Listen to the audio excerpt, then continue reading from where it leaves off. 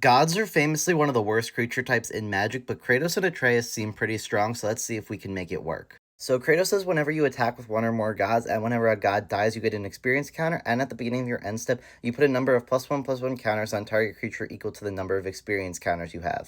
And Atreus has an ability where you can pay 3 and tap him to draw a card for each experience counter you have, then discard a card. Atreus deals 2 damage to each opponent. So the first thing I'm looking for is more ways to get or use experience counter. So I'd use cards like Aang Airbending Master, Katara Waterbending Master, and Othari Sun's Glory. All of these cards can generate additional experience counters to be used with Kratos and Atreus' abilities, or it could just get you more passive value off the experience counters you've already built up. Another way to maximize our experience counters and the value we're getting off of Kratos and Atreus is Proliferate. Kilo, Apogee Mine, Norn's Choirmaster, and Dreamtide Whale are particularly good ones, but there's a whole lot of them you could use. Lae'zel Vlaakith's Champion is particularly good because not only will it give us more +1/+1 counters with Kratos' ability, it will also give us additional experience counters. Now moving on to the actual gods in the deck, there's not a lot of great ones if I'm being honest, and they certainly don't have a ton of synergy. The one really good one I could find is the Locust God, which will actually synergize really well with Atreus. If we're drawing a bunch of cards off of his abilities, this will also allow us to create tons of tokens. But other than that, I'm just looking for some ones that give us some generally good value. Iroas, God of Victory, is a pretty good one. Of course, Perforos, God of the Forge, is a classic. You can also use cards like Karanos, God of Storms, Ilharg the Raised Bull, and Dejuru and Hazaret